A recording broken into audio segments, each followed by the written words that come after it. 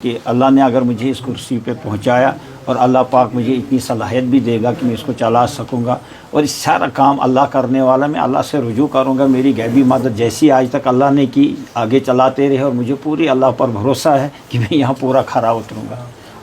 سر، حال دنوں میں آپ کو جو ہے as a executive officer administrative اوقاف جو ہے وہ چنا گیا ہے، کیا کچھ کہنا چاہیں گے؟ پہلے اس پوسٹ پر جو ہے اکثر گورنمنٹ ملازمین بیٹھتے، لیکن اب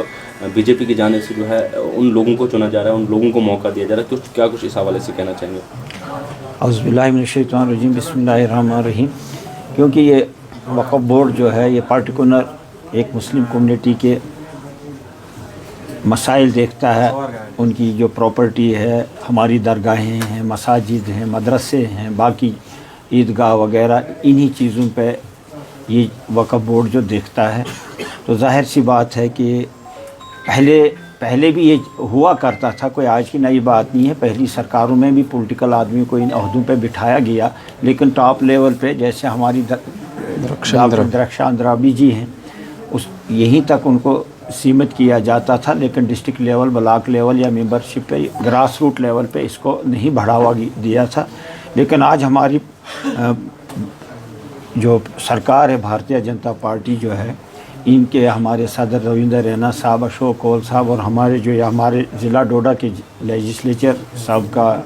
ہمارے شکتی راج پرہار جی دلیپ صاحب نے دیکھا کہ یہ مسلم میجورٹی والا ڈسٹرکٹ ہے، تو اس کو کیوں محروم رکھا جائے۔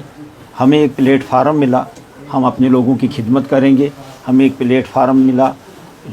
ظاہر سی بات ہے کہ جب انسان کو کوئی عہدہ مل جاتا ہے، تو جب کوئی پلیٹ فارم مل جاتا ہے، پھر اس انسان کی نیت ہونی چاہیے خدمت خلق کی۔ اور آج کی ڈیٹ میں ہماری پارٹی میں اقلیتوں کی طرف زیادہ توجہ دی جاتی ہے، زیادہ سے زیادہ اقلیت کی طرف دیکھا جاتا ہے، اور مجھے یقین ہے کہ ہم جو بھی مسائل اس پلیٹ فارم سے اٹھائیں گے وہ پورے ہو جائیں گے، اور ہم پوری کوشش کریں گے کہ جتنی دیر میں اس چیئر پہ ہوں اپنا پورا حق ادا کروں گا اس چیئر کا۔ زرگر صاحب، آپ سے دوسرا کوشچن میرا یہ رہے گا، مجھے یہ بتائیے، آپ کو صرف 6 مہینے کا وقت دیا گیا ہے، کیا آپ کے لیے پاسبل ہے کہ 6 مہینے میں جن لوگوں نے وقف بورڈ کی زمینوں پہ اویدھ قبضے کیے ہیں، جیسے مودی صاحب کا نعرہ ہی ہے کہ جو لوگ زمینوں پہ اویدھ قبضے کرتے ہیں ان تمام اویدھ قبضوں کو ہٹایا جائے گا، تو کیا یہ آپ کے لیے پاسبل ہے کہ آنے والے 6 مہینوں میں آپ یہ تمام اویدھ قبضے جو ہیں وہ ہٹائیں گے؟ اس میں اگر میری پرفارمنس اچھی رہی، ان 6 مہینوں میں میری پرفارمنس، میری پارٹی، میری سرکار دیکھے گی اور پرفارمنس اچھی رہی، تو اس کو ایکسٹینشن کیا جائے گا۔ اب پھر کیا پتہ کتنی دیر تک ایکسٹینشن کیا جائے گا، نہیں تو پھر میں عہدہ پکڑ کے رکھوں اور کام نہ کروں، یہ تو ٹھیک ہے۔ اگر انہوں نے 6 مہینے کا ٹائم دیا ہے تو اس سے یہ ہوگا کہ میں فکر میں رہوں کہ میں اپنی پرفارمنس دکھاؤں، نہیں تو میں نے کرسی پکڑ کے اپنے گھر بیٹھنا تھا، کوئی آؤٹ پٹ نہیں ہوتا، تو دوسرے بندے کو یہاں حق ملتا جو اچھا کام مجھ سے جو اچھا تجربہ کار ہوتا۔ لیکن یہ اچھا ہے کہ 6 مہینے کا ہو، پھر اگر میری پرفارمنس اچھی ہوگی مجھے ایکسٹینشن بھی دی جا سکتی ہے۔ لگتا ہے آپ کو کہ آپ کی پرفارمنس اچھی رہے گی؟ جس طریقے سے آپ کا کاریہ باہک جو ہے وہ بہت بڑا ہے، آپ کے امپلائیز، آپ ایک کمپنی کے مالک ہیں، آپ کے پاس 150 سے زیادہ جو ہے کمپنی میں آپ کے ساتھ لوگ کام کرتے ہیں، تو لگتا ہے آپ کو آپ وقف بورڈ کے لیے زیادہ کام یا زیادہ وقت دے سکتے ہیں؟ انشاءاللہ دیکھو،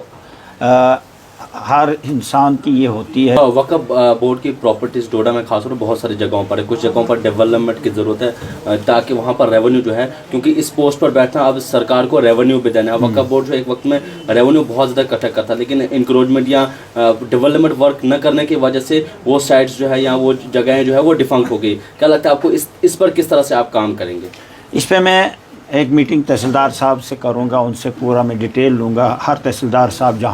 ہمارے ضلع میں بھی جتنی بھی تحصیلیں ہیں، تمام تحصیلدار صاحبان کو میں ایک آفیشیل لیٹر لکھوں گا کہ ہمیں جی اس کا سٹیٹس دے دو کہ ہمارے قانونی طور پہ جو ہماری انٹریاں ہیں اس میں پٹواریوں کے پاس کہاں کہاں پہ وقف کی زمین ہے، پھر اس کو آئیڈینٹیفائی کرا لوں گا۔ اس کی ڈیمارکیشن کرانے کے بعد جو کسی کے پاس ناجائز ہوگی تو اس کو خالی کرا لیں گے۔ یہ کون سی بڑی بات ہے آج خالی کرانا، ڈیولپ ہو جائے گی، ڈیولپ ہو جائے گی۔ دیکھو مجھے پوری ہوپ ہے کہ اس میں کسی نہ کسی طریقے سے ہم فنڈس अरेंज करके इनको डेवलप करेंगे और हम कोशिश करेंगे कि यहाँ ज़्यादा से ज़्यादा रेवेन्यू जनरेट हो और हमारे जो मुस्लिम तबका के गरीब गुरबा लोग हैं, अब या कहीं देखो आपने देखा कि हमारे यहाँ मदरसे चलते हैं, मदरसों से हमारे हफ़ाज़ कराम फ़ारग हो जाते हैं, लेकिन बाद में उनकी कोई देख रेख नहीं होती है कि ये कहाँ गए। इन चीज़ों पे हमने देखना है कि भाई ये लोग जो हैं जिन्होंने कुरान पाक हिफ्ज़ किया अपने सीने में,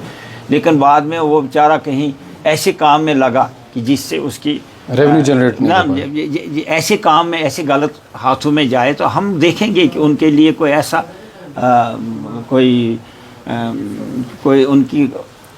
सोर्स ऑफ इनकम के लिए यानी आगे उनको कहाँ लगाया जाए, मैं उसकी तरफ ये मेरा पर्सनल पूरा ध्यान होगा कि उनको कहाँ कहाँ लगाया जाए ताकि वो इन फ्यूचर अपना सोर्स ऑफ इनकम कमा सके, वो किसी के मोहताज ना रहें। बाकी रेवेन्यू जनरेट करने के बहुत सारे तरीके हैं, देखते हैं आगे आगे चलते पब्लिक से भी हम अगर देखेंगे तो पब्लिक भी, ज़िला डोडा की पब्लिक बहुत अच्छी है, कंट्रीब्यूशन भी ले सकेंगे लोगों के, जब काम देखेंगे लोग फिर कंट्रीब्यूट भी करते हैं। Thank you.